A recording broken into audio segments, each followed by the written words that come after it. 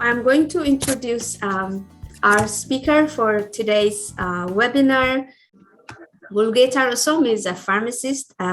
He completed his master's in pharmacoepidemiology and pharmacovigilance. Currently, he's a PhD candidate in the European Program for Pharmacovigilance and Pharmacoepidemiology at the University of Bordeaux, France, and the Erasmus Medical Center in Rotterdam. He is head of the Eritrean Pharmacovigilance Center and advisor to the WHO Director General on safety of medicinal products and COVID-19 therapeutics.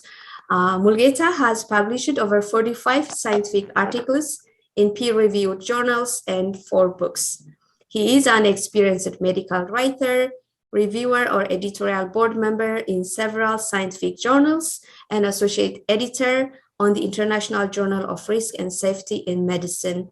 Currently, Mulugeta is a member of a dozen of international societies or organizations and secretary of both the National Medicines and Therapeutics Committee and the Eritrean Pharmaceutical Association, or ERIPA, which are both located in Eritrea.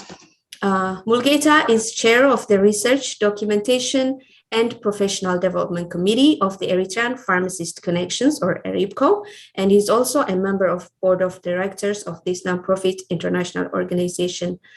Mulugeta has traveled to about 20 countries in 4 continents for presenting scientific papers, attending conferences, and workshops. As you can tell, Mulugeta has a very rich resume and expertise. We're very fortunate to have him here at ERIPCO. He continues to show as an excellent model of getting important things done. As a continuation of that, today he'll be presenting this webinar titled Insights on Writing and Publishing Manuscripts in Peer-Reviewed Journals. I will now pass the mic to Mulugeta. Happy listening, everyone.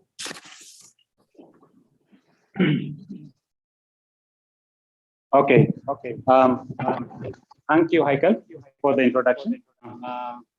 Good morning, good afternoon, good evening, everyone. I'm presenting today on how to write and publish manuscripts in international journals. Declaration, I have nothing to declare. The objective of this presentation is to help participants on how to plan, organize, write, and also publish their research works on international peer-reviewed journals. In this presentation, I'm going to highlight what and why we publish, and also some tips on how to prepare a good manuscript, and some tips also on how to select the right journal for publication, and the manuscript submission process for publishing in international journals. And we will also highlight common reasons for manuscript rejection by journal editors. And also, we will see how to respond to reviewers' comments. And finally, we will see how to determine the author's order in a manuscript. Next. Proceed to the main topic of today's presentation. Allow me to share you 2 famous quotes. One is publish or perish. This has been widely used in the academia. And now, these days, it has been applied in different governmental and non-governmental entities, and has been a criteria, at least one of the solid criteria for selection of candidates for maybe job application, scholarships, and also maybe expert committees and so on. And the other, quality is built in the process, not at the end, has been very famous quote in the pharmaceutical industry. This shows that quality assurance is very important to come up with what we call a product of good quality.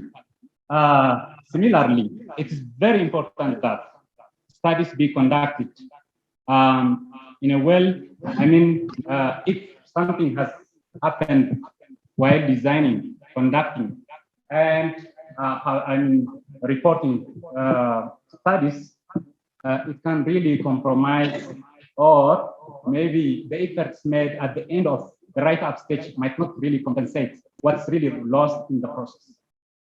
Okay, next slide. So, writing scientific papers or conducting studies It's not an easy job. It requires really research integrity, honesty, and scientific rigor. So basically, in order to be a good researcher and publish good research papers that can be utilized by policymakers and programmers, it really requires knowledge, skills, and focus, as well as passion, discipline, enthusiasm, or commitment, and relentless practices on just how to conduct and what we call write manuscripts. Okay. What do we publish?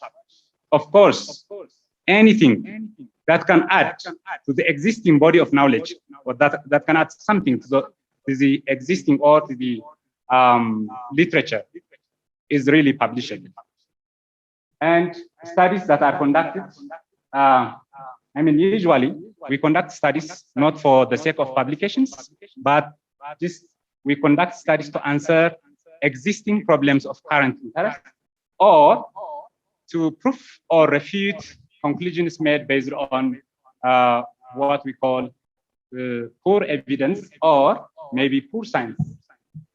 So basically, findings of such studies has to be published at the end, regardless of the results, whether it is positive or negative, because there is a tendency from young writers that there is a notion that only studies with positive results are really publishable. It's not. If we are really publishing positive results only, we are introducing bias into the literature.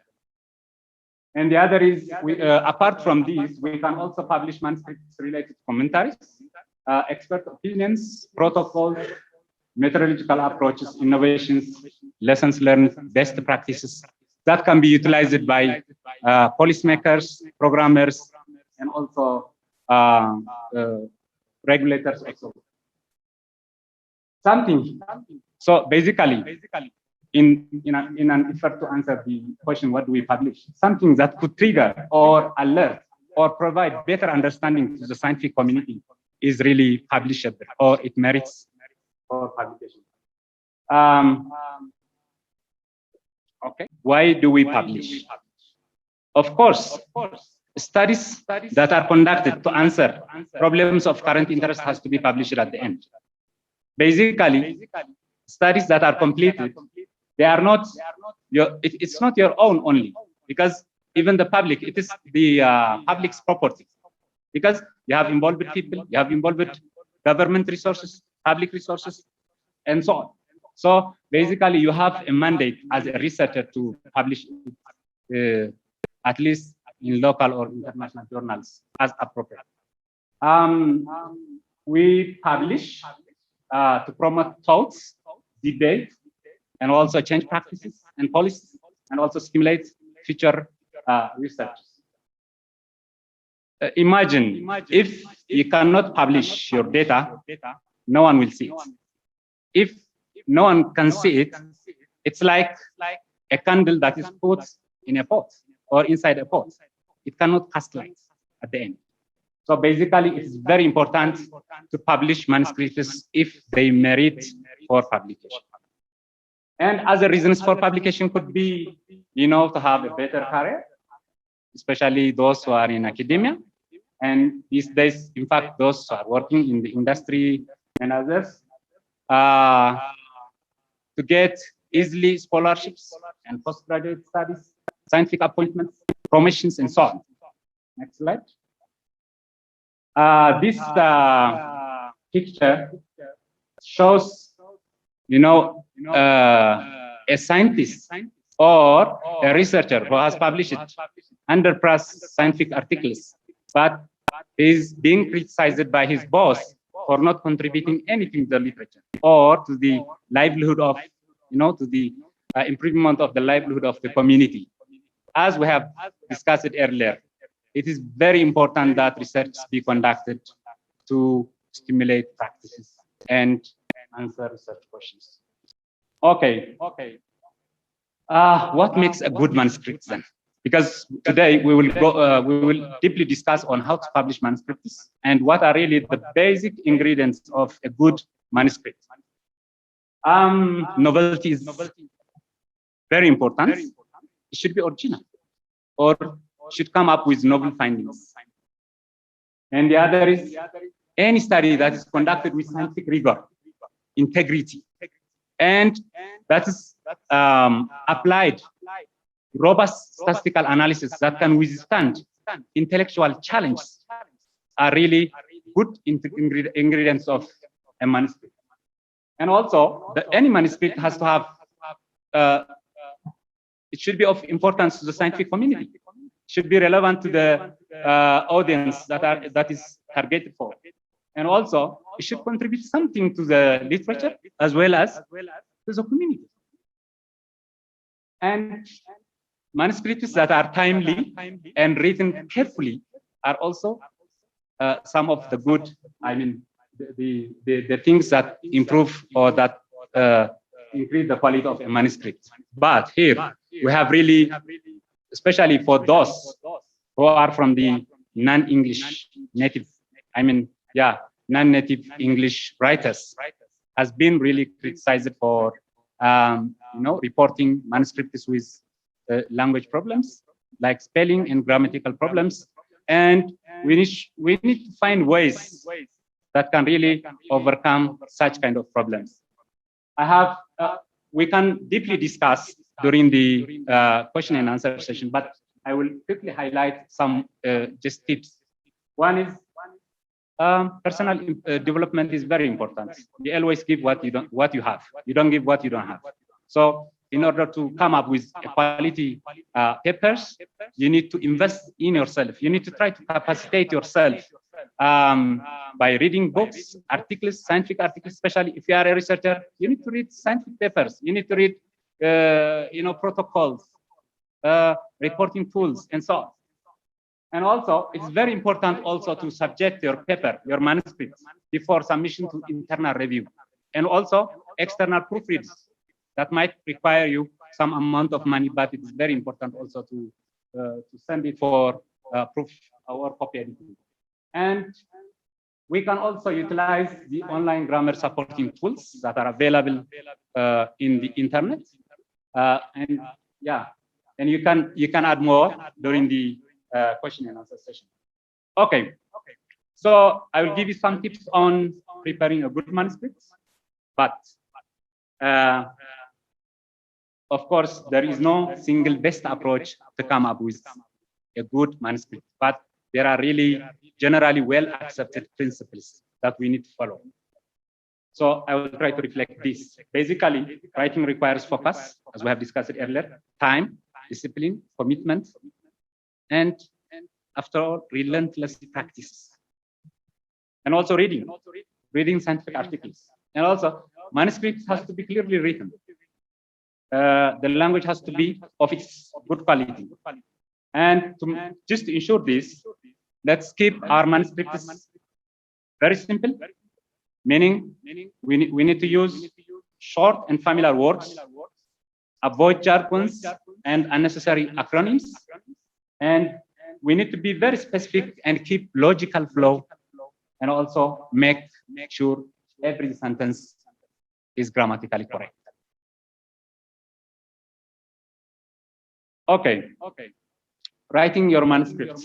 The general structure is basically a manuscript has two main structures. One is the title and abstract, and the other is the main text or the body. So basically, the title is very important because it is with the title you entice your readers to go to the main manuscript. And also the abstract is very important. So basically, it is the abstracts that are published in different databases, not the whole manuscript.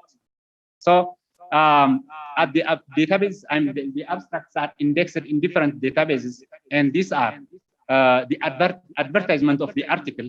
You need to be, you need to prepare the abstracts in a very attractive and informative manner. Okay, can you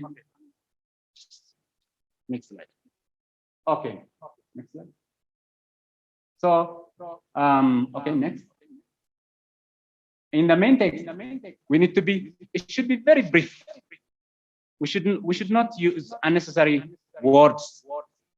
if the rule of thumb of journal editors is, if you can achieve or you can explain your, you can create clarity with n words, don't use n+1 words. Okay, thank you. And then you can add acknowledgements and also declaration, the funding, the author's contribution, patient consent, and so on, and references and supplementary materials. Okay, next slide.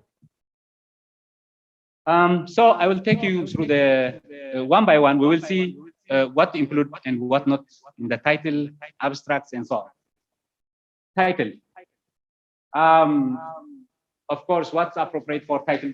For titles varies greatly across disciplines, and title is a reader's first impression of your article.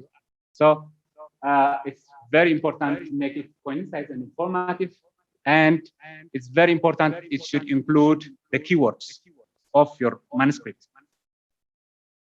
For example, the keywords, if for example, I can give you one example. Maybe malaria, visual disorder associated with anti-malarial drugs. If you are, so basically anti-malaria, malaria itself, visual disorders, these are the main keywords. So this should be included in the title. And titles should be written in a sentence case. And it's also important to include 3 or 4 main variables. One is the condition, it might be the disease, and the population, the location that is being studied, and also the study design. So, for example, risk of artesunate amidiokin induced extrapyramidal reactions, a case-controlled study, or a cohort study. You are including the population. Of course, I forget the location. So you need to include also the location. Generally, we need to limit the word count of the title to less than 20, because many journals, they require from 12 to 15, and sometimes they tolerate up to 20 words. What we should not include in the title is, of course, we should not write it in the form of a question, and also title should not be something that sensationalizes about the findings of the result, and they should not be leading. Also, we should avoid abbreviations in the titles, even if they are very familiar.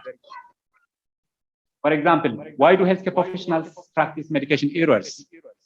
This is not really a good title. It is generally recommended that titles should not be written in a question form, because it really limits the citation of the articles. And this kind of, for example, the next, let's see the second title. A study on antibiotic resistance found higher prevalence of bacterial resistance in Eritrea. Of course, it includes many things, but the answer is also already in the title. So basically, it should not be leading. That's the general recommendation. But it does not really, it's not really what we call continue with the abstract. Apologies for the power interruption. The abstract, basically, it is the advertisement of a manuscript. So abstract is assumed to be a test of what's really coming in the manuscript. And it determines whether the journal editors and readers can really, or it is really, it determines if the paper or the manuscript is going to be readable by the reviewers, journal editors, and other readers as well. And it is freely distributed in databases, because the abstract is mainly the one that's indexed in databases. And we should keep it so very, in a very concise and to the point. And it should also focus the design, key findings, and also conclusions.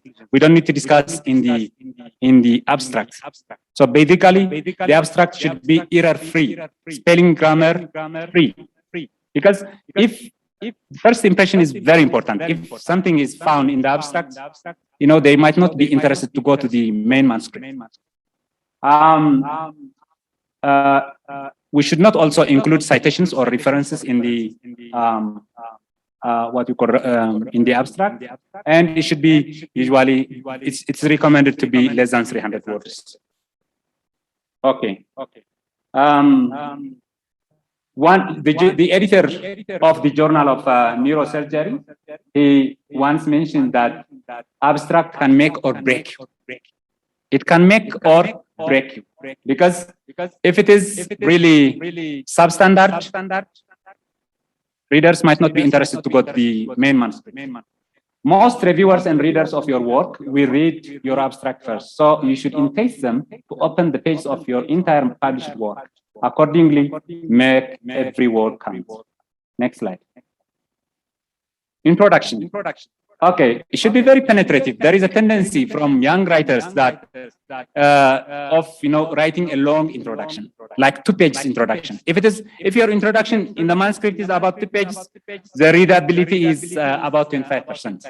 If it is less than 1 page, it is greater than 75%. So make sure your manuscript is less than a page. And it should be very penetrative. You don't need, if you are, for example, if your studies on glibenclamide, anti-diabetic drug, and risk of liver injury, you don't need to discuss a lot of things about diabetes, the types of diabetes, the pharmacotherapy, and so on. What you need is you quickly introduce what glibenclamide is, and then you can go directly to the business, the main business, that is the association of what's really known, what's unknown on the what we call the association of glibenclamide and liver injury. Okay, and it should reflect the problem statements, the gaps in knowledge, the existing problems, clinical, social, psychological, and other implications, and also what triggers you to conduct this study. This is very important. Maybe at the last paragraph, including the objectives of the study. And then, yeah, I think this is enough. Next. For example, you can see how short an introduction might be in an international journals. You can see this diclofenac and risk of rhabdomyolysis. You can say, if you want to speak, you can say a lot of things about diclofenac, its adverse reactions, what it is, and so on. But the authors shortly introduce what diclofenac is, and then they directly enter to the main business. What's really known about diclofenac and rhabdomyolysis? Okay, next. Methods. In the methods part, this is one of the most important components of an article, and it is one of the most components that is really subject to critics, because your methods has to show reproducibility, has to ensure the methods that is described should ensure or should show that it can be reproduced by others. So we need that detail. Basically, it should be as detailed as possible, and we need to follow guidelines, checklists, and also ethical standards to write the manuscript. For example, if you are doing on observational studies, there are guidelines. If you are doing on what we call qualitative studies, there are guidelines. The guidelines might be mainly for reporting qualitative studies, but they are very important to be followed at the very beginning, during the development of the protocol. And also, we need to create a full picture of what's really conducted and how it is conducted. And we need to be honest enough to reflect or declare non-optimal decisions. For example, sometimes you create a well-thought protocol or study design, and then you go to the field. But for practicality reasons,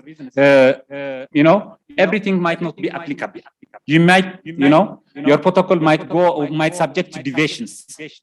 In this case, regardless what has been done, but it should be reported in the limitation at least, or in the protocol. I mean, in the methods part. And also reflect strategies that are used for controlling bias and confounders. Bias and confounders are the most important things that need to be controlled. And what has been done to control these two things has to be explained to the detail.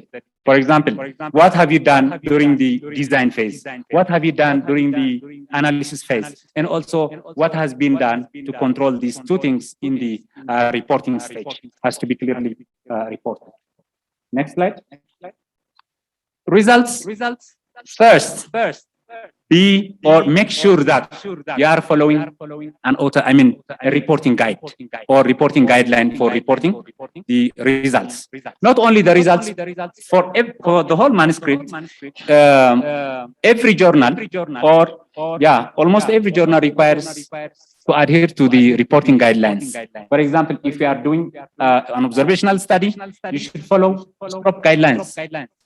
If it is case control or case series or case study, care checklist, and Correct is used for qualitative, and Prisma for systematic review and meta-analysis and so on. So basically, the reporting guidelines really guides us what to include at every section. Next slide. And also, do not attempt to hide data in the hope of having different publications. You might publish 2-3 publications by slicing the main study, but it might not be impactful, and you might not be able to publish it in high impact journals. So basically, it is rather than slicing it, it's very important to report it. To report it as it is, or to provide a comprehensive report. Okay. Also, use few tables and figures as much as possible, because many journals have restrictions in the number of tables and figures that are going to be included in the manuscripts. And also, do not repeat the contents of the tables and figures in the text. It is redundancy. The tables and figures should be standalone. They should, explain what does it really mean. And we should not mainly fully put what does the text mean. What does the table or figure mean in the text? What you can highlight the key aspects of or significant things from the table or figures. And the common mistakes in writing the results: unable to follow reporting guidelines, and also interpretation while doing the results or while writing the results. You don't need to interpret, you simply report. And the other is redundancy between the text and figures and tables. Okay, next slide. Discussion. This is very important as well. Here you have a chance to sell your data in this section. What does it mean in the context of the objectives and also the existing body of knowledge? What does the findings mean? So basically, in the first paragraph, you need to give the main statement, what you have found in the study, and try to, what does it really mean, and try to interpret the data or interpret what it means. And you can also compare your study with other studies that are reported elsewhere.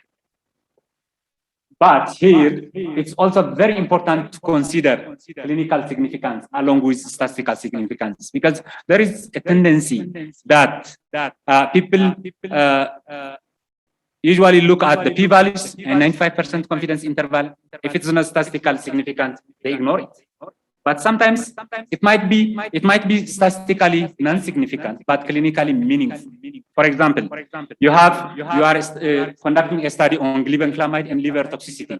You have, for example, you employed a cohort study and you recruited 300 patients in the exposed group and 300 patients in the non-exposed or placebo group.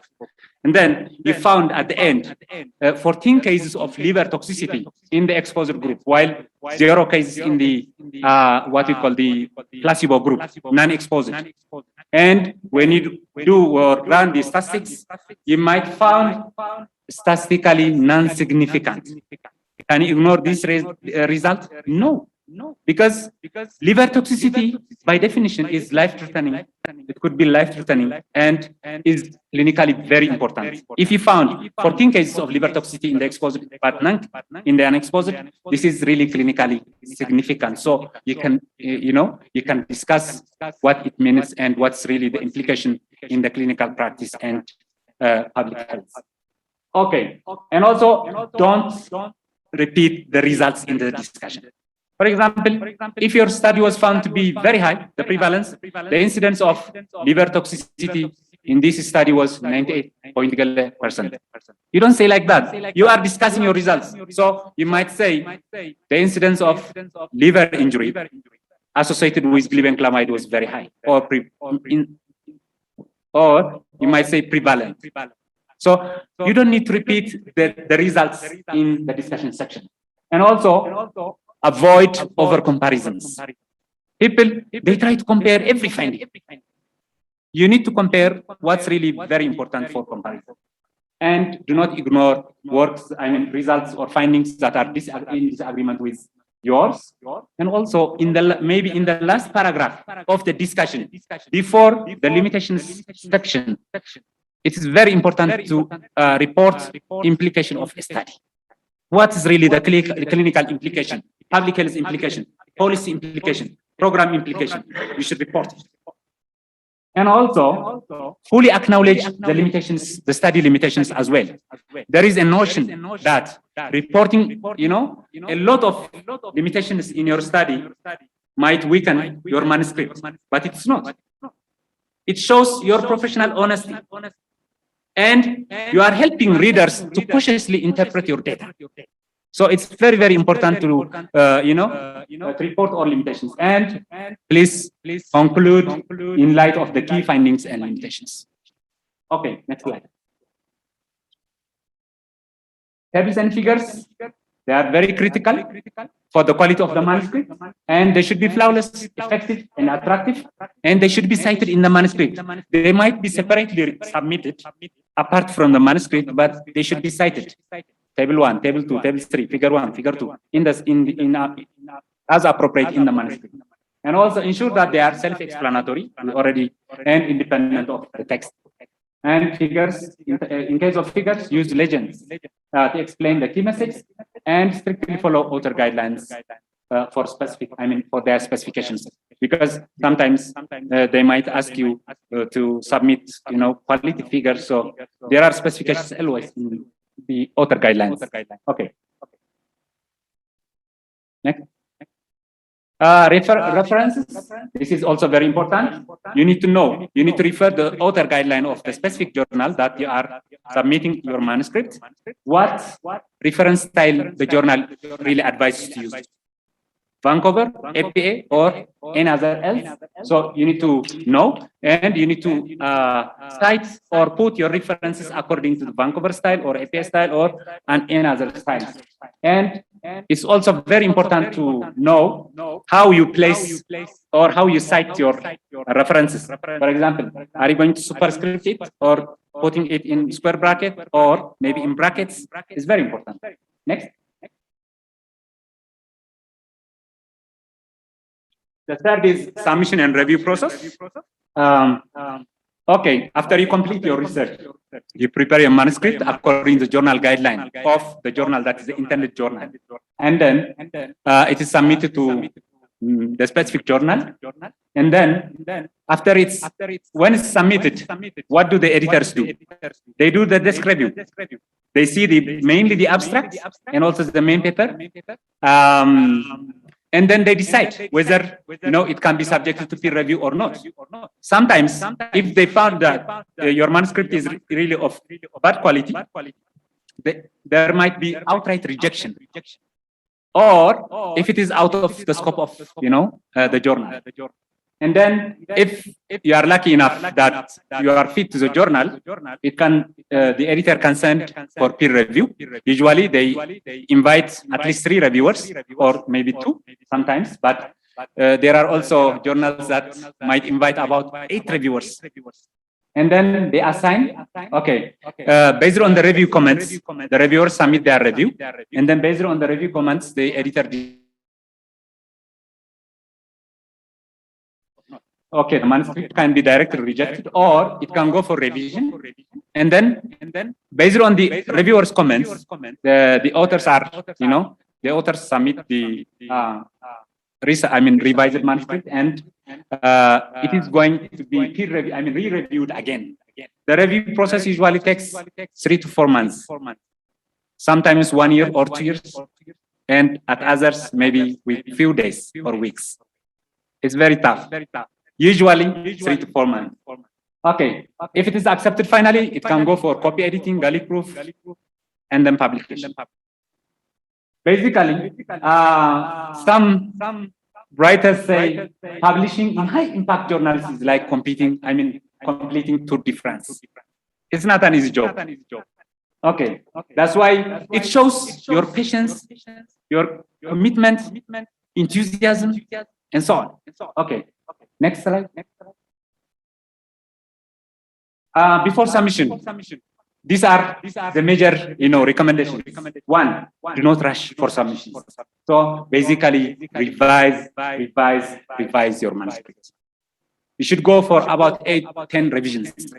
You need to rewrite it. And also, subject for internal review, and strictly follow author guidelines, and adhere to the reporting guidelines of the study design, based on the study design. And also prepare a cover letter to the editor. In the cover letter, you can include many things, like what it is and why it is publishable, and why you decided to submit to this journal, and whether it has been submitted before to other journals or not. And identify potential reviewers as well. Who can be the potential reviewers? Of course, the journal editor, it is at the discretion of the journal editor to select reviewers. But sometimes, due to the specialty of your paper, he might not get appropriate reviewers. So there is a possibility to use the proposed or suggestive reviewers. And these reviewers should not have a close relationship, or maybe they should not do. These people should be something. People who have never done or maybe studies in the last 3-5 years with you. And also prepare tables and figures according to journal guidelines, and collect ORC IDs of the authors. What's ORC ID? For example, I have a lot of publications, and anyone with my name. There might be many people named as Mulugeta Russom in the world. So they can claim my manuscripts as yours, as theirs. To avoid that, we use ORC IDs. You can see the upper, what you call the manuscript. The paper that's published. The green superscripting is the ID. So every researcher is advisable to have its own research ID. So directly all the papers and what we call credentials are collected into the research ID, and no one can take it. Okay. And also, this is very important, and many people do not use it. You can utilize pre-submission request. If you are not confident enough that you are fit to the journal, or your manuscript is within the scope of the journal, you can ask the editor. You can send an email, and then you attach your abstract, and you can ask him whether it is fit or not, and they are very happy to answer. Many journals have also such kind of platforms. Okay, next. Okay, so we have prepared the manuscript. How can we select a journal? That's the most critical thing, because you need to know that which one is a peer-reviewed journal, which one is a reputable journal, and so on. So where do you start, basically, to identify a right journal? One is you need to identify your audience. Who are your audience? For example, if I am doing what we call anti-malaria, for example, artesunate amidioquine associated with visual disorders. So basically, my audience might be malaria experts, drug safety experts, or regulators, or healthcare professionals as a whole, and malaria specialists as well. So basically, it might be advisable to browse specialty journals, malaria journals, or infectious disease journals. Or the next, the other strategies, you can go to your paper or manuscript and look at your references. As you have been, referring many articles that are similar to yours, you will find many journals that might be of candidate. And also, as a search strategy, you can browse also journal finder web pages. For example, go to the Springer journals. be it for a social science or medical science, you go to the Springer, there is a link, and then you can browse, and then you put your abstract there, the title and the keywords, and it will give you a lot of candidate journals with impact factors and also other metrics. Also, refer journal specifics like scope and aims. The scope and aim is very important. Visibility and access is also very important. Is the journal open access? Have you ever, encountered problems of downloading scientific papers that they request you to pay something because they are not published in open access journals? So make sure that you are publishing in an open access journal if possible. And also check the indexing of the journal. It's a matter of one of the best metrics of the quality of journals.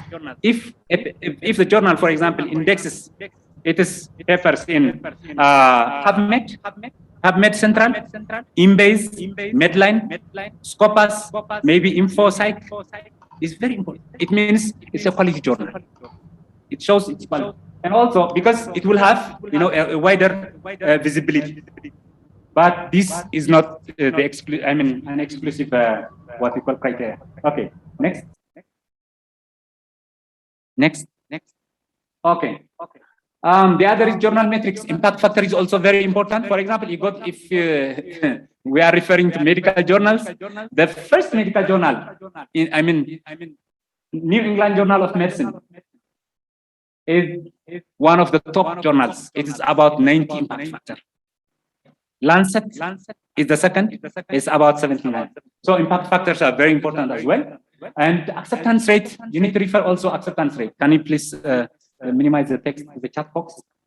Okay. For example, New England Journal of Medicine, the Lancet, and the BMJ, the acceptance rate is from 5 to 7%. That's why publishing something in high impact journals is like completing 2 tracks. So it means from 7,000 to 16,000 submissions, with respect to every journal, only 5% are accepted. So basically, if you are not accepted by a journal, it means it's nothing. You don't get, Andes. And also, journal ranking is also important. And make sure that it is peer reviewed. Because there are many journals that are not peer reviewed. They can publish anything that's submitted to the journal within 3-4 days. Please don't submit articles to such kind of journals because they are throwing noise into the system. And other practical aspects, production quality is very important. You can refer to the production, the journal, and also peer review process, average time to publication. This is also very important. The average time from submission to first decision. Some journals, it took them about 1 year, 8 months. For a researcher, it might be very, very long to wait such kind of. So basically, it's very important to look at what we call the average time from first submission to publication, and also publication cost or article processing charge. Luckily, many reputable journals, they waive authors, FC, article processing. They have article processing charge waivers for authors from low-income countries. And also, you can look at the editorial board if you are very familiar with the international people that are in the field of interest. And also, please submit one journal, one manuscript to one journal at a time. Don't submit multiple articles. Your manuscript to multiple journals. It is like it's very, very unethical. It's immoral. It's like asking 3-4 what we call people for marriage, where you don't hear the response from the first. This is really unethical. Okay. Because what are you going to do if they all accept you? You will simply withdraw without a reason. It's not good. Okay. Next slide. Okay. Common reasons for manuscript rejection. One, failing to adhere to author guidelines, and the others, reporting to journals that are out of scope of your manuscript. The third one, your study is flawed. You come up with fatal flaws in your study design. It's not robust enough. And also, studies that does not provide sufficient new information to the literature. If your manuscript cannot contribute something to the body of knowledge, the existing body of knowledge, it's better to leave it as it is. You can utilize it locally. Okay, the other is the inadequate response to reviewers, because you might have reviewers' comments. You need to adequately provide answers. And also manuscripts that are poorly written. Next slide. Here is a complaint from an editor. He said that this paper fell well below my threshold. I refuse to spend time trying to understand what the author is trying to say. Besides, I really want to send a message that they cannot submit garbage to us and expect us to fix it. My rule of thumb is that if there are more than 6 grammatical errors in the abstract, then I don't want to waste my time carefully reading the full text. I think it is palatable. Okay, go ahead. The peer review process, one of the most important parts of the submission. The peer review process and dealing with reviewers. You can see from this picture. I don't know. I did not put. I'm sorry for not putting a courtesy in the picture, because I don't know how I have captured it, but it has been with me for many years. And it shows that how review process is really challenging. It is after, passing all these obstacles that you can publish papers. Okay, next. So basically, there are different types of peer reviews. They might be single blind. Maybe either the author or the reviewers are. Authors or reviewers are blind. Or maybe double blind. Both the authors and the reviewers, they don't know. The authors, they don't know who is reviewing their papers, and the reviewer, he doesn't know whose paper is really reviewing, because this really avoids bias by looking at maybe at the credentials of the reviewers. And also, rarely there are journals that apply triple blind. But even the editor is also blinded. And also, some journals, they apply both, open. All knows each other. Okay, so after all, the critical question here is, why do we need a peer review process? Why do we need peer review? And imagine a world without a peer review. It means every paper can be published in any journal. And definitely, it is really throwing a noise into the system without filtering mechanisms. Because the reviewers, they can really filter what's really publishable, what's not, what's credible, what it's not. And then they can help readers to utilize papers of good quality. And also create confusion. They can create confusion and endanger the credibility of science. And they would cause loss of research integrity, and also loss of public trust in scientific works. So peer review is very important. You can see the figure, the image or the photo. On the internet, it says on the internet, nobody knows you are a dog.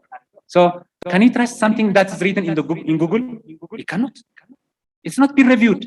So anyone can write anything. That's why we need to read scientific articles when we are referring something. Okay. Can you go to the next slide? Good. What do peer reviewers do? They subject works to scrutiny. They scrutinize what can be publishable or not. And the purpose of peer review is therefore to improve quality of manuscripts, minimize errors, avoid irrelevance and unjustified inferences or conclusions, avoid unsupported conclusions, avoid personal views or opinions. And also they help determine validity, significance, and originality of a scientific work. And after all, editors decide based on reviewers. whether a manuscript is to be published or not. Next. Okay. Response. How do we respond to reviewers' comments then? If your paper is returned for a revision, you are in a good track. It means you are in a good track. So sometimes you might get hostile reviewers. They can criticize even for a simple errors. So basically, the rule of thumb here is don't respond, aggressively to the reviewers.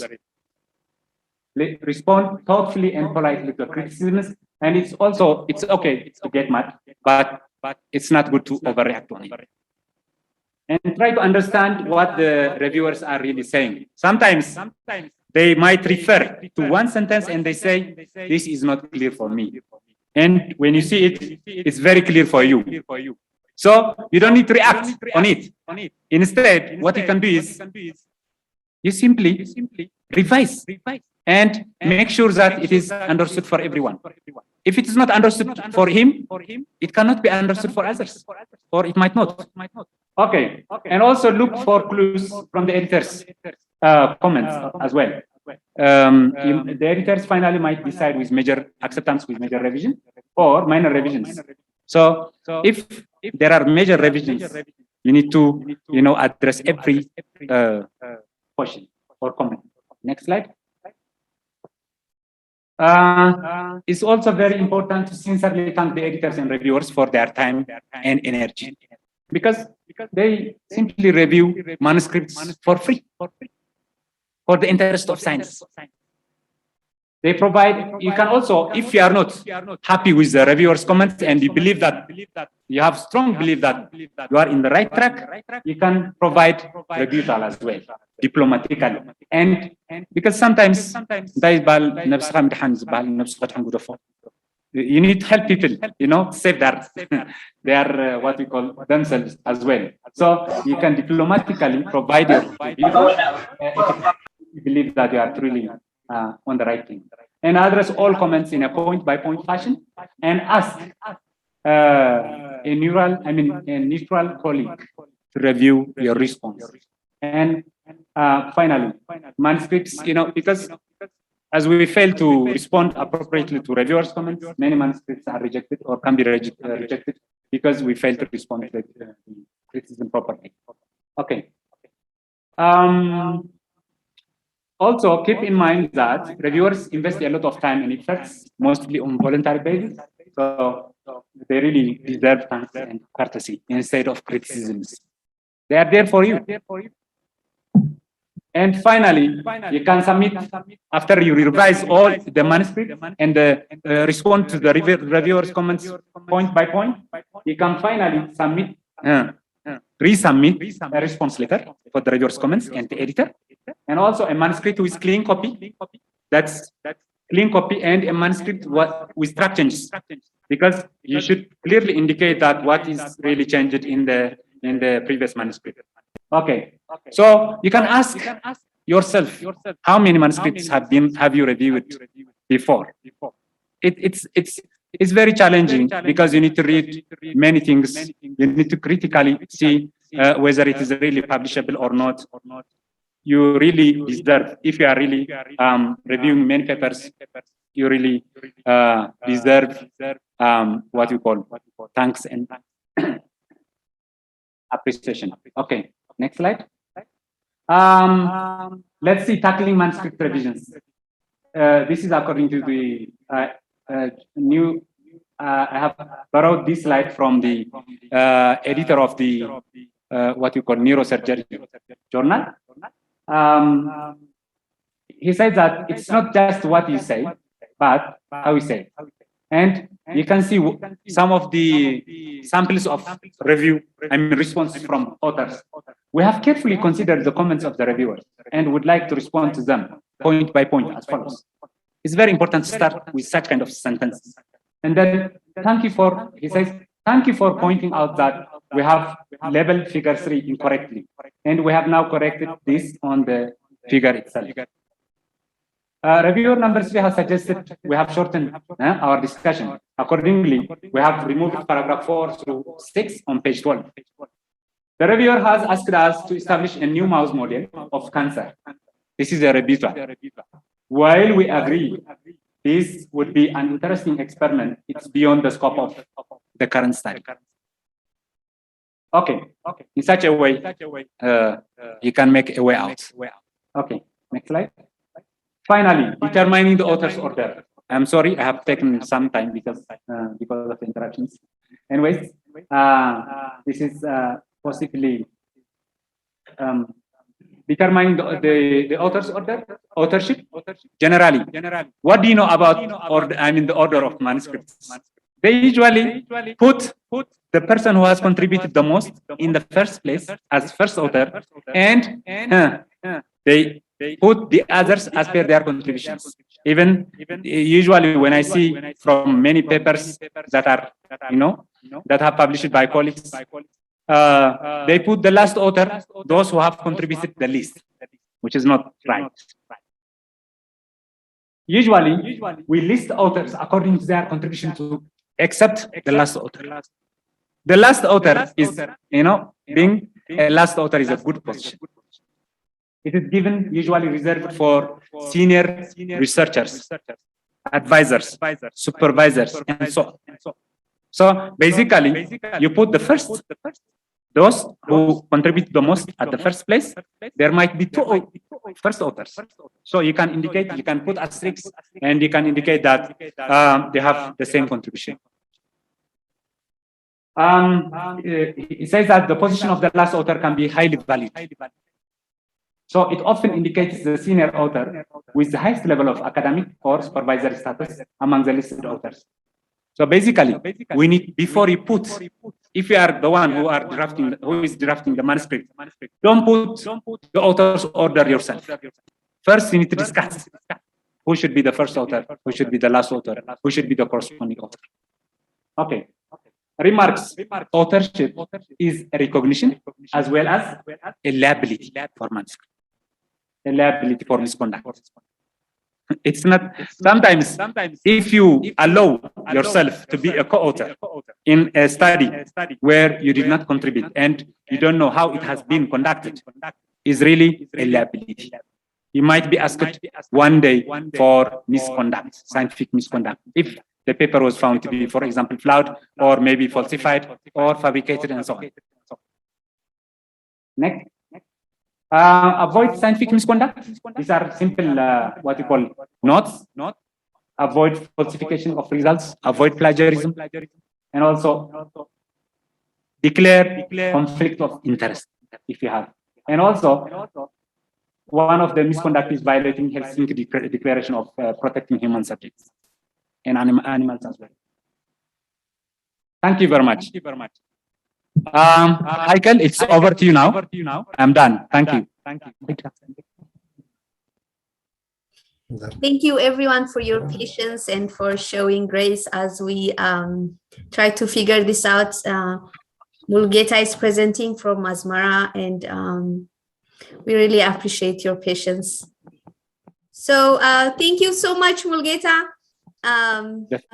Very great presentation. I will start reading the feedback and the questions that were shared here in the chat section, if that's okay. Okay. All right. So let me see. So the first one I see is from Philmon. And I think it would be important to note that most of the remarks on the manuscript publication made here are relevant to observational studies, focusing on clinical outcomes. Literature reviews and perspective or commentaries are also among the most commonly published types of manuscripts and may not fit the framework used for reporting common observational studies. I guess this is more of a feedback, so I will go to the question. So the next question is that research ID one ID that we use for all the research papers that we publish, or it's different for every paper we publish? Can you hear me, Mulugeta? So if there is if this doesn't work, I think there are people who can answer some of the questions Yes. here. Yeah. I could also help in answering some of the questions, not all of them. Yeah. Yeah. I think that could be. Yeah, that's a great suggestion. Thank you. So would you actually go ahead and start with the questions that you can answer, if you can read them, or do you want me to? Yeah, okay, I can try to answer. First, I think I need to introduce myself. My name is Kibram Subatu. I'm a postdoctoral or assistant professor at a German university. And my research is mainly on, it's slightly linked to public health because I do research on nutrition and diet. So the first one is about the ID. This ID is actually generated by some non-profit organization or by volunteers who wants to identify, as Mulle correctly mentioned, that particularly people from developing countries, people from Asia, they have different names, a lot of overlaps in names. So they try to, they set up this volunteer group, non-profit organization, and they created this researcher ID. So it's unique to one person, and you have to do it throughout all your papers that you do the same ID. So it doesn't differ between the IDs. Probably there is another ID called DOI, this DOI or DOI, I don't know what it stands for, but this is a unique ID for research papers. So every research paper has, particularly for the ones who are published online, they have this DOI number, and you can call or search or document these papers by this DOI. And the ORCID ID is mainly for, only for researchers. So this is a unique ID for a unique researcher. For example, Muli has his own ID, and it doesn't change forever. This is set up forever for him, and anything that he research, publishes, everything is linked to this ID and documented through this identification. Thank you. Hello, Heikel. Yes, Mulugeta, can you hear us? I'm back with different setup. Okay. Okay, thank you so much, Kibram, for answering the question. Mulugeta, Kibram just answered one of the questions that were in the chat section. So I'm going to go ahead and thank you. Read the next question. And some of them are also feedbacks. Everyone is really proud of what you did today, and very thankful, as I can see from the comments. And the next one I see is from Tagazaab, and he says, what a presentation, on time for me. Question, having published a number of journals, what are your rewards, your journals being read or something else? That's the next question. Rewards. Yes. Okay. Thank you. Can I answer or? Yes, go ahead, please, Mulugeta. Okay. Thank you very much. Thank you, Sakazab. Basically, there might not be direct benefits from publication, from scientific publications, but it might be, if you publish a lot, basically you are internationally very visible person, and so you have the opportunity to have different scientific posts and also maybe other things. And for example, this might be due to the contribution of what has been done in my respective institution and others, and the publications that I have achieved to be advisor of the WHO, and also I'm chairperson of the what we call the WHO member states mechanism for combating substandard and falsified medical products. That comprises of 11 countries, and also I was in 2018. I have got an award of best academic award. I mean, what we call academic champion or award of pharmacovigilance with the papers that I have published. And also, if you apply for fellowships in different organizations, for example, I'm a member of the International Society of Pharmacovigilance and others. So if you have lots of publications, you can deserve for fellowship hours and so on. Basically, these are the direct benefits might be for the author, but for the public. We have, for example, in our country, with some of our publications, trigger policy changes not only locally but globally. That subjected recall of a product, about 135 million RDTs from Africa and beyond. And with this publication, the problem was found to be existent in many countries. So basically, you can improve, the quality of the people and also protect public health. Thank you very much. Thank you, Mulugeta. The next one is a feedback from Desale. He says, for references, please use Zotero and Manly Web importer to save time. Thank you, Desale. The next question is from Lydia, and she says, thank you, Mulugeta. This is great. As a reviewer yourself, what is a mistake you see all too often researchers make in their submitted manuscript? Thank you for the question, Lydia. The main mistakes. Yeah, in fact, they are in line with the common mistakes that have been reported in the manuscript. I mean, in the presentation, because I am, for example, associate editor of the Journal of Risk and Safety in Medicine, and when I see many of the articles that are rejected from the journal, they do not adhere to the journal guideline, and they are out of the scope of the journal. And many good studies, they are poorly written. You cannot, the good quality of the design or the robustness of the design does not compensate what's really lost in the write-up. So these are also the main problems that I have seen. Thank you, Lydia. Okay, thank you, Mulugeta. Next, Fresgi says, well done, Mulugeta. And Naira Romanov says, thank you for very interesting and useful presentation. Clearly presented, says Milkias. And thank you so much, Mulugeta, for the very well summarized presented subject. I think I see a lot of thank yous here. I'm gonna skip to the questions in the interest of time, but thank you so much for all the feedback. So Fresgi says, this is a question. I have a question. Does author ordering matters if the authors declare at the end of the paper that everyone has contributed equally in every step of the research? That is data collection, analysis, preparing scripts. Go ahead. Yeah. I can see. It is an interesting question, and I have never seen I've never experienced such kind of problems. Just all authors to claim to be a lead author, or they have the same. It is less likely all authors to contribute the same way.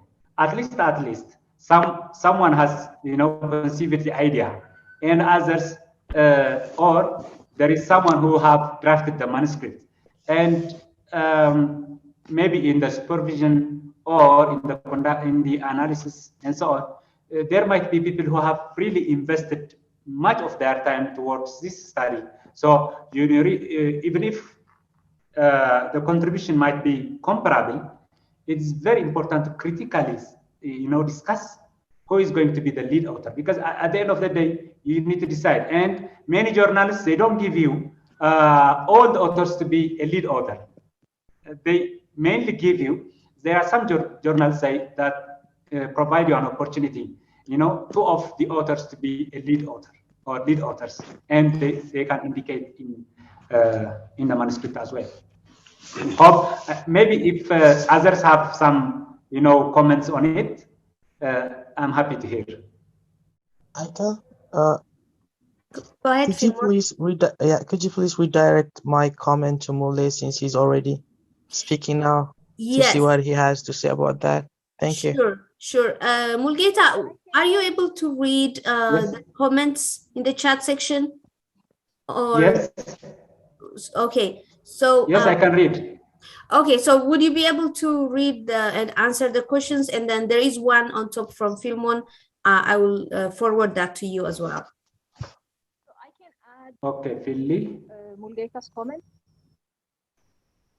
Okay. Can I add regarding Yes, go ahead, Salam. So the thing about who comes first is, especially if you work in a lab, it's always a discussion, as I say. It's usually you discuss it with the PI, with the advisor. There are days where you might think equally you have contributed, but there is some kind of politics that goes around. So again, you have to discuss it with the group you are going to publish, because there are days where, I'm sorry to say this, publishing is not a fair game. There are days where you want to include people who have been in the field for a while, so that your paper would be accepted just for them. And it's very unfair, but it's done.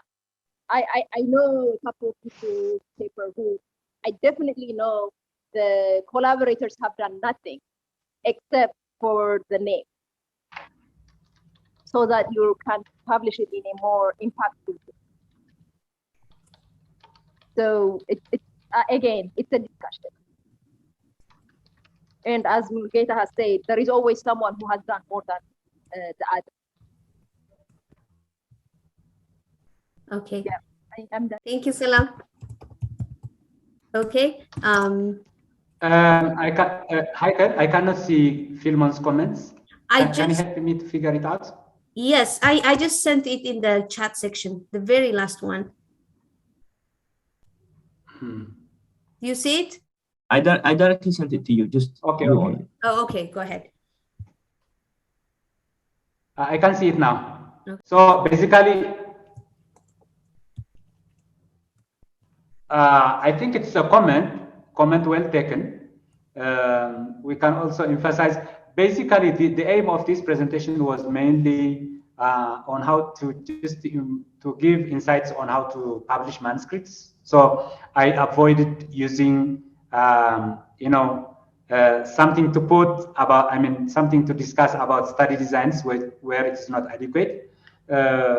So basically, if I clearly understood the comment, maybe in the future we can also include something about it. But literature reviews and prospective or commentaries are among the most commonly published types of manuscripts, is saying, and may not fit frameworks used for reporting common observational studies. Of course, there are no, but yeah, I have never seen any reporting guideline for commentaries or literature. For literature reviews, of course, there are several guiding documents, but not reporting guidelines. But for perspective and commentaries, I have never seen. Thank you, Philly. Okay. Thank you, Mulugeta. I think that I see another question from Milkias, and he says, do we need to submit our raw data to journals? Yes, of course, definitely. It requires, it depends upon the journal requirements, because some journals these days, for the interest of research integrity, many journals require just to submit your raw data or your data set. I don't know, I just forget the what we call the database, but there are some repositories, data repositories for raw journals, for data sets. And it's important also to report your data set. And that is in such a way you can, reviewers and maybe readers can check the integrity of your paper, and also the robustness of the study, the statistics and so on. So basically the answer is yes, we can submit. Okay, thank you, Mulugeta. Can you hear me, Heiko? Yes. I can. Can Mulugeta hear me also? Yes, he can hear you. Go ahead, Aman. Hi, Mulugeta. This is Emmanuel. Thank you for the excellent presentation. I did learn a lot really on how one can publish a paper from here on. And I have a couple of questions. I think one is actually a comment. I think something maybe everybody should know is that, especially if you're not an independent researcher, if you work for an institution, you have to get your paper reviewed by what we call institutional review board, who will really check your research paper and making sure that you're following the internal guideline, the hospital guideline or the institution guideline. There is a issue with the patient confidentiality, HIPAA, that has to be, met before they allow you to, go ahead and publish your paper. So that, I think maybe if you can make a comment on that. And my second question has to do with the copyright. What the methods that one has to use to publish a paper.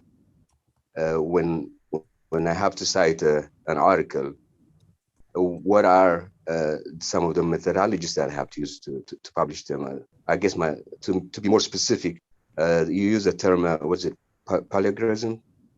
What is that? Plagiarism. Yeah, plagiarism. Yes. Plagiarism. Yes. Can you talk a little bit about that? Because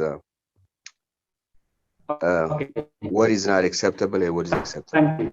Thank you, Dr. Thank you. Okay. You are most welcome. Okay. With regard to the IRBs, of course, in some countries or in some institutions, they call it institutional review board. In others, ethical clearance committee, and so on. So basically, if you are planning to conduct a study, you need to submit your protocol in the first place before you, plan to conduct a study for ethical clearance. So they review your comments and protocols, and they have to make sure that it is, it considers all the ethical issues, and if your methods can really answer what's really set in the objectives. So basically, this is very important, and everyone has to request or submit the protocols before going for conducting a study, because finally the journal editors will ask him or her to submit the approval from IRBs or review committees. So this is good, and it's good to adhere for that. And as for the plagiarism, this is very important. There are self-plagiarism and also plagiarism, or copying something from others. You can copy something from yours and also copying something. For example, if you slice your paper, and then the most difficult part is then the introduction as well as the methods. The methods is usually the same, but and then if you try to copy your methods that was reported in the first manuscript, this is a plagiarism, self-plagiarism, and it's not acceptable by journals. I mean, scientifically. And the other plagiarism is you simply copy from others works, or you simply put a paragraph or a sentence that is written by others. So we should avoid it. The best strategy that you can avoid plagiarism is just write your paper from your own heart. Don't refer papers now and then while we are writing a manuscript. Thank you, Dr. Amanel. Okay. Thank you very much. Thank you. Thank you, Dr. Amanel and Mulugeta. Are there any other questions? You can raise your hands, or you can also, I don't know, Mulugeta, are the participants there able to ask questions, or are you? There are about 30 participants in the room, about maybe from 27 to 30. I'm now using a different room, so I don't know what they are doing now. Okay, that's fine. Yeah, I think they can ask you in person if they have any questions. So one last question, if I may, Mulugeta. Yeah, go ahead, Dr. Amalia. This is Emmanuel again, Mulugeta. One last question. Okay. How long before? How long before? Let's say that I write a paper for publication. How long will it take before I can submit it for publication? In other words, will there be an expiration date on the paper that you write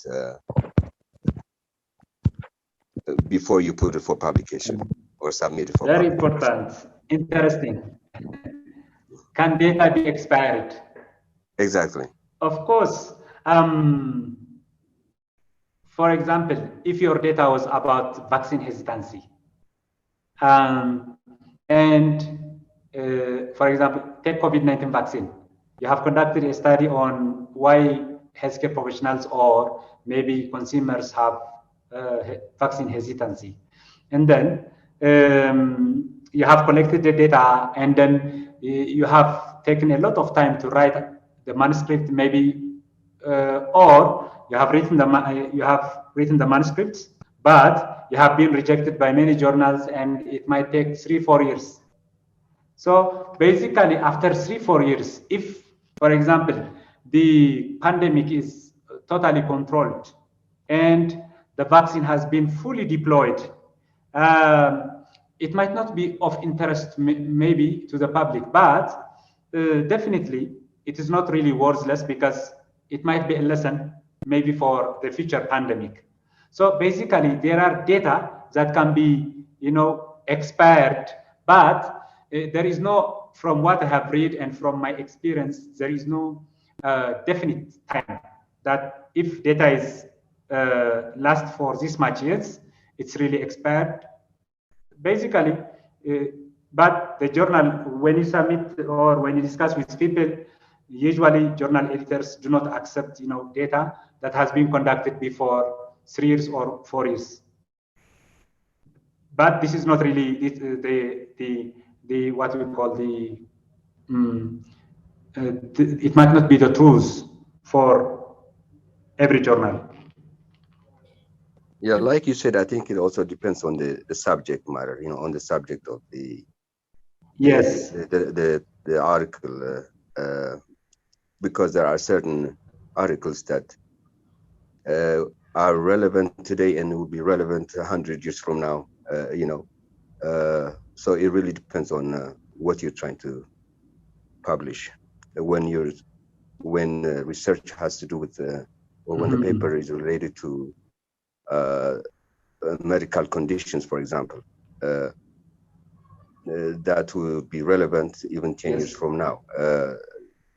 So this of course. This may be a different subject, but thank you so much. Thank you for explaining it. Yeah, thank you, Dr. Amalia. Okay. Yes, go ahead. The Pearl Leadership Institute has raised their hands. You can speak. And everyone else, if you are able, please turn on your cameras. Would love to see you. Thank you, Mulugeta, and also the organizers of this amazing opportunity. And I am Tsagga Medin, and I have the Pearl Leadership Institute because that's what I do.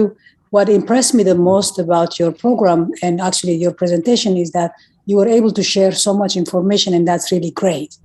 I definitely like to see more of this. My question is for you and the many attendants, participants, how does one keep the discipline that is necessary to keep on writing? Or if you have some kind of writer's blockages and things like that, how do you really maintain that? And what are the tips that you probably give to anybody? And thank you, and keep up the good work. ብጣዕሚ ኢና ነመስግነካ ብፍላይ ኣብዚ ዓዲብ ዘለኹ ኣነ መንእሰያት ስለ ዘሎ ከምዚ ኣመሰለ ክትዛረብ ከለኻ ንዓና ብጣዕሚ ጠቃሚ ኸውን ነቶም ምሳይ ዝሰርሑ እውን ሓደ ዓብይ ኣርኣያ ስለ ዝኾነ ክብረት ይሃበለይ ይቐኒየለይ ንኩልኻትኩም። Thank you, Tsagga. Thank you, Saka. Okay, thank you, Saka. I think the the discipline issue is very challenging because it depends from people, from person to person. But I think work discipline, I mean the office discipline or the place that you are working might be an important factor. For example, if you are in academia, it's very demanding, or it's really a requirement to conduct studies, to just guide or supervise students, and to come up with publications and so on. For example, when I try to just answer it from my own perspective, in fact, in my office, many of the colleagues that are working in my office, they are the research is really in their blood. They are very young. First, it was not in the first place. While I was deployed into the office, research as as a principle or as a discipline was not usually entertained. But later on, we were a group of people, and then we try to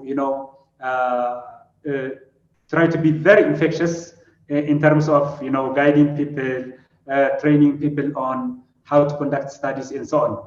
When you try to master it, and then you will keep you will keep in touch with it, and or you will fall in love with the subject matter and try to do many things. So basically, I might not have good answer for you, but the others can answer because it is free to anyone to respond to it.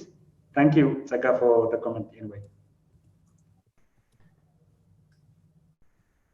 Thank you, Mulugeta. We are running out of time already. I will read one question here from Tagazab, or if you can read it yourself, Mulugeta. Do you see that?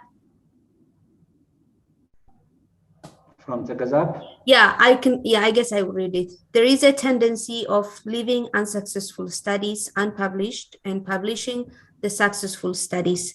Taking this into account, to what degree can one trust and rely on the findings of a journal or two? Suppose you get the desired findings on your 5th trial.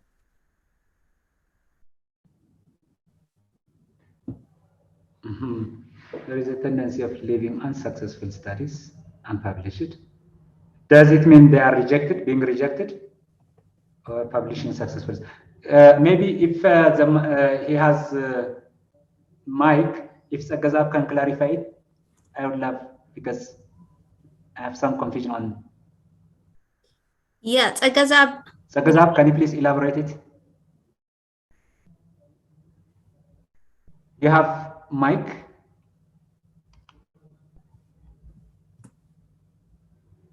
Let me see. Okay. I don't know. Is it clear for you, Heikel? I have some confusion on it. I don't want to guess. Yeah. Let's see. Maybe we can proceed to the other questions if we have time. Yeah. Otherwise, yeah. Yeah. There is also a question from Azania. How recent shall your reference be, and how can we obtain his or her own ORC ID? Yeah, obtaining one's an ORC ID is very simple. You can Google and create an ORC ID. It's a simple step. It can take you maybe 2-3 minutes. So it's very, very simple. And the other is, when you are entering into a journal, it's also very important to enter with your ORC ID instead of simply by creating accounts. The other is on the reference. Of course, it is very important to use recent references. As you know, science might change with time, but there is no rule or clear guidance that references of this old should not be used in a manuscript. You can even refer a manuscript which is published in 1908 if it is really applicable and if there are no data that can really replace that manuscript. So it depends, actually. Okay. Thank Maybe you. there was a question of Tawalde. Okay, go ahead. Yeah, I see some raised hands already. I will, Tawalde, I think you can go ahead and speak. Okay. In the meantime, it was a nice, but okay. What would go ahead, Mulugeta. What I would like to ask is that there are some misconducts you highlighted.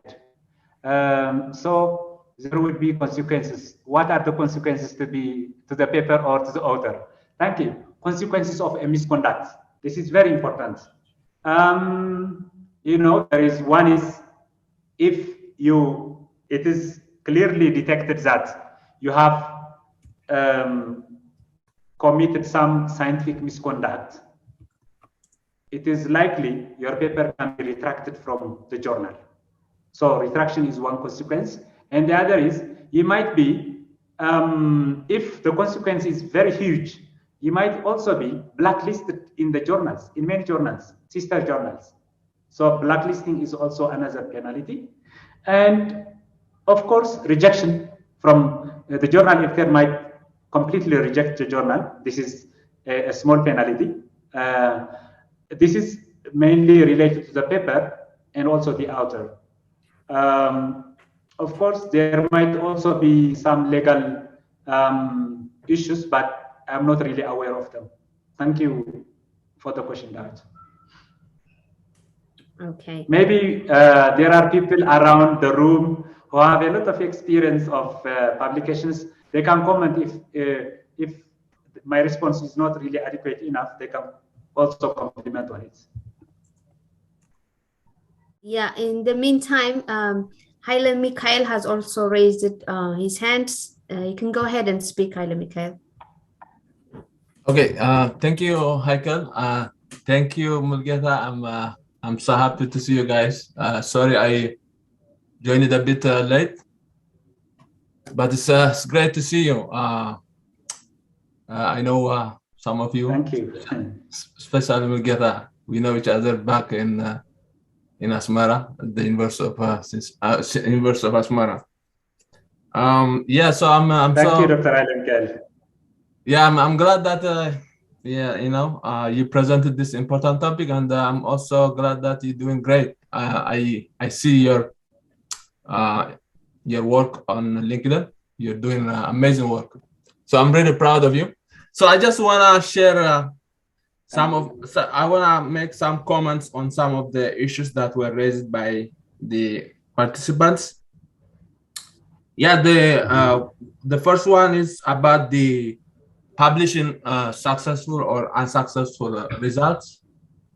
I think, in my opinion, nobody wants to, nobody enjoys unsuccessful result. Like nobody would like to read unsuccessful result. So that's why people don't to publish they are failures. So the best thing to do is, of course, it's good to share, but not that many people will pay attention to it. So the best thing to do is to have something meaningful result, like successful result. And in that result, try to mention that you had tried this kind of things, but these things didn't work. And that helps, other people not to repeat doing the same thing. So that's why people usually, write or report something successful result or successful data. On the authorship thing, I think this is also a very important topic, and it's very sensitive. People, that's in fact the area where you tend to, you tend to get into some sort of misunderstanding. So, in my opinion,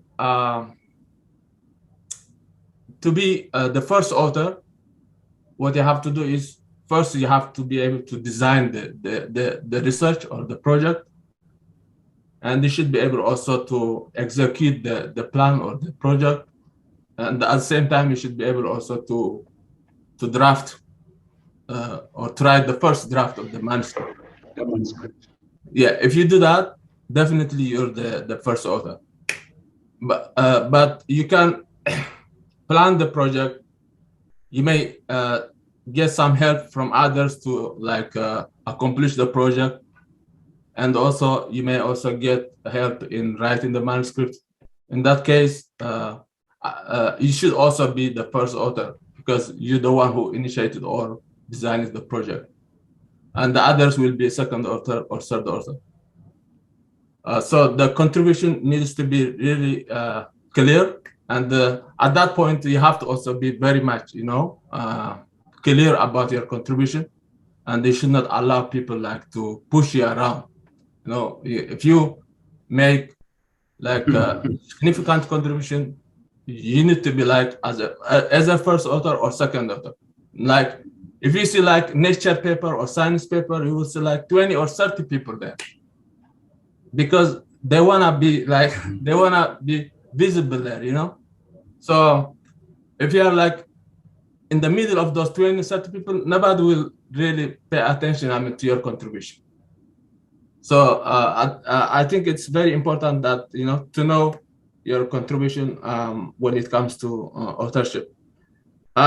With the type of papers that you publish, you mentioned that you can publish a research article, where you have the introduction, where you have the method, the analysis, conclusion.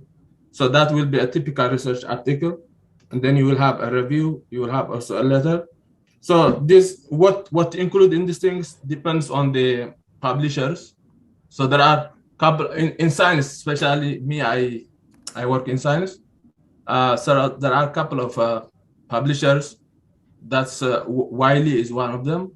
Elsevier is another one. American Chemical Society is another one. There are so many other publishers. So for what to include in this kind of papers, it's very important to refer to those publishers. Yeah, so those were some of the things that I was gonna share to you. I'm so glad that I've been able to join you guys. Sorry I came a bit late, but I'm proud of everybody here. Thank you. Thank you, Dr. Haile Michael. There are a couple of questions from the team in Asmara. Mulugeta, I will read them to you because they're up there. So the first one is from Tawalde. He says, you said the title should not be leading. What do you mean by that? I think the title of the manuscript should lead you to a further reading. And the second one is from Azania, and he says, how recent shall your reference be? How can one obtain his or her own ORC? Already answered. Yeah. Oh, that's answered. I'm sorry. Then the one from Sarebe as well. No, from Sarebe we can go straight. Okay, so the one from Sarebe, it says, would you please say something on how important the reviews of literature is and how many articles you need to read and include in your review? But most importantly, how do you go about it? Is it the most difficult challenge to deal with it? Okay, thank you very much. For maybe toward this question, that is why titles should not be leading. Of course, this means, it doesn't mean titles should not, reflect what's really inside. But what I mean by leading is they should not give answers of your research question in the title. For example, if you are giving answers in the title, somebody might, already know what's really inside. If you say that the antimicrobial resistance in Eritrea was found to be very high, the answer is already in the title. So this is at the same time what we call a leading title. Basically, that I was referring to that, and if I have confused them, I apologize. And for the Sarebe's question on the literature review, how far should we go on the reviews of the literature, and how can we can incorporate this into the manuscript? Of course, it's very important you have fully exhaust those that are published related maybe relate to the work you are doing. So basically, you need to know how to search what we call research articles in different databases like PubMed, Medline, and so on. So basically, you should go to the different search engines. You need to tune your search criteria, and you need to make sure in such a way you can ensure that those who are in disagreement and who are consistent with the findings can be reported. And we need to make sure also that we should not journal manuscripts that are being published in scientific journals. They don't include literature reviews. We use the literature review during the protocol development process or the submission of the protocol to the later on. We use this literature review only for maybe for the introduction as well as for the discussions. Thank you. Over to you, Haikal. Okay. Thank you, Mulugeta. We're running out of time already. I have shared the webinar survey. I'll take 2 questions from those who have already raised their hands. Amanel, I think you can go, Dr. Amanel. And then for the remaining of the questions, if you can please submit them in the survey, so Mulugeta will be able to read all of them, and I'm sure he will respond them in a timely manner. Go ahead, Dr. Amanel. Okay, thank you. Just going back to the question raised by Tsagazab, I believe, about unsuccessful results or publications. I think there is a misconception that just because a paper is rejected, it does not mean it was not successful. It's, I think, mainly because most journals, especially the big ones, tend to they scrutinize things before they can publish them, and you have to basically follow their protocol 100% before they can even consider publishing it. So, and that should not really cause the researcher to give up, or rather revisit his work or her work and make the necessary edition and try to republish it, because like Dr. Haile Mikhail said, I mean, we can really learn a lot from, even from the ones that were, did not make it to publication. It's just because it's not published doesn't mean it was worthless. I just want to point that out. Thank you, Dr. Amanel. So piggybacking on Dr. Amanel's comment about a journal being rejected, there are days where they reject a paper being rejected. There are days where they reject the paper because they haven't filled the quota on the topic you want to cover. Even though it's the best paper, they will tell you like, oh, they will reject it in Nature and Science will accept it because they already have something that's similar, and we don't want to have papers that, even if it's the best of the research novel, something very brand new, that's also something that they reject. So it doesn't mean your research is bad. It's just you just move on to the next journal. Yeah. So talking about plagiarism, there are softwares where you can put your manuscript in, and they would let you know, hey, this sentence, this paragraph, similar with this paragraph in this paper. So it would be, I don't remember the softwares, but if you are in an institution, they provide software where you put all your data or all your the information in your paper, and they will let you know, hey, this looks like similar to this paper. So just check. Thank you. Thank you, Dr. Salah. Go ahead, Mulugeta. Yeah, I think it is well spelled by Dr. Salam, because so I have a lot of experience, in fact, in the journal that I'm working with, and also in different journals that I have submitted my manuscripts.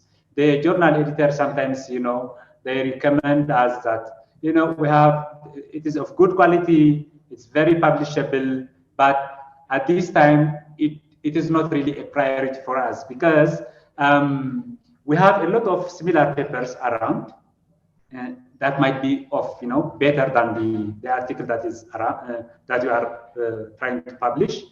So they recommend you to transfer it to other journals if you are willing. Many journals, they have sister journals that are maybe of better or lower impact factors, or maybe maybe minor submissions. So in that case, they advise you or they request you to, if you can transfer your manuscript to the other journals. And also, before we accept the transfer, it is very important to see the journal metrics as well. Thank you. I think yeah. over to you, Heike. Sorry. Thank you so much, Mulugeta.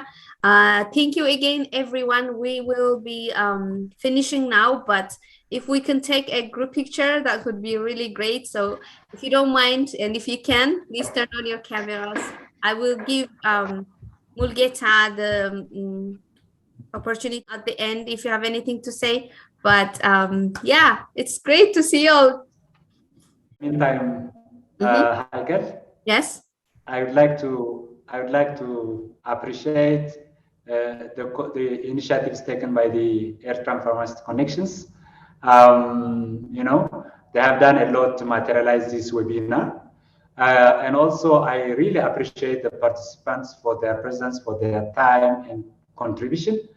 And I also would like to thank the American Center for setting the stage that we are here. Thank you. Yeah, thank you so much to the American Center. We really appreciate this opportunity, and we look forward to similar arrangements for the future. Thank you so much, all attendees. I have sent the survey, the after webinar survey in the chat section. Please do complete it so we can send a participation certificate of participation. Thank you for being so patient while we were trying to figure out things, and enjoy the rest of your weekend. Bye now. Thank Webinar you. is officially ended now. Thank you so much.